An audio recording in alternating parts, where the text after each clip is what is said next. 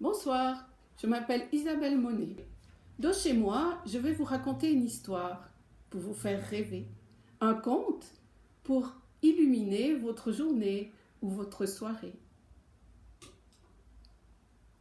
Il était 3 fois un roi, un roi, un roi, tellement orgueilleux qu'il voulait tout posséder. Il avait fait construire un immense palais. De sa fenêtre, comme il regardait la montagne en face, il a déclaré que celle-ci lui appartenait aussi. Et les rivières, les lacs, les forêts, les prairies. Il a fait la guerre pour posséder encore plus de territoire. Il avait le plus grand royaume du monde. Et puis, comme il ne savait pas ce qu'il aurait pu posséder de plus, il s'est ennuyé. Il a perdu le sommeil.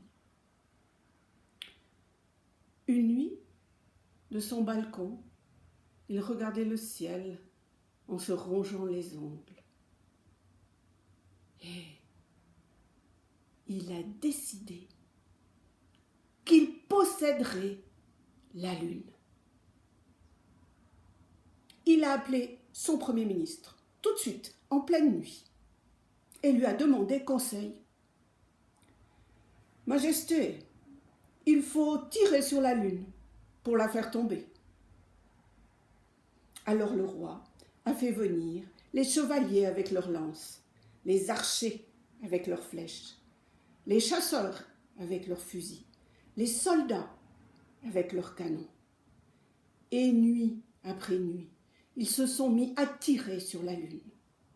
Ça faisait un bruit formidable, les gens n'arrivaient plus à dormir. Mais la lune était bien accrochée. Et pourtant, certains visaient bien. Le roi a renvoyé son premier ministre et il a appelé son second ministre, qui lui a proposé de construire une tour pour aller lui-même chercher la lune.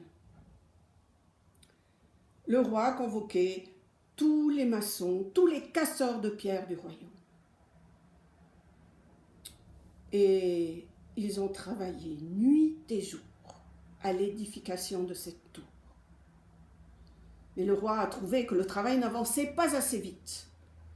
Alors, il a obligé tous les hommes du royaume à travailler, les jeunes, les vieux, et même les courtisans, avec leurs têtes emperruquées et leurs costumes de velours.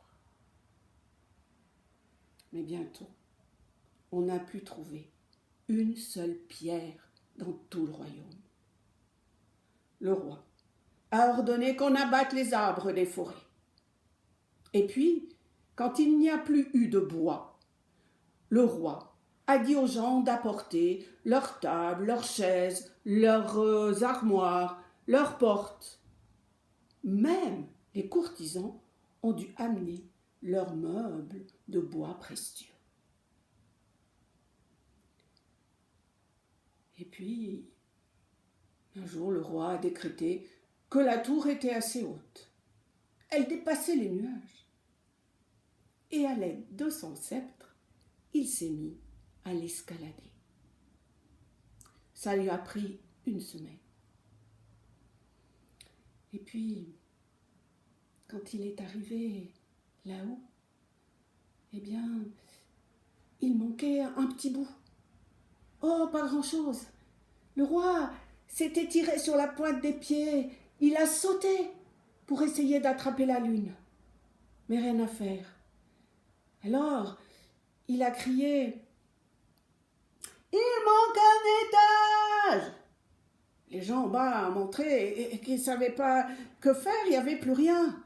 « Idiot, incapable, lancez-moi n'importe quoi !»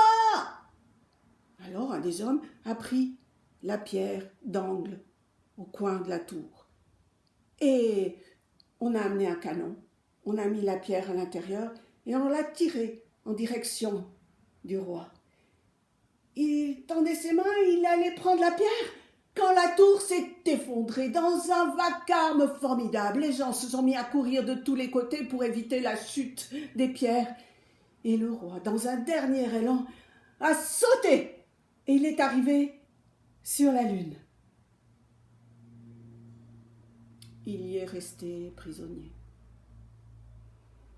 C'était sa punition pour son avidité. Là-haut, parfois il a faim.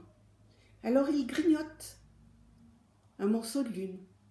Et nous, on n'en voit plus qu'un quartier. Et puis il recommence de l'autre côté.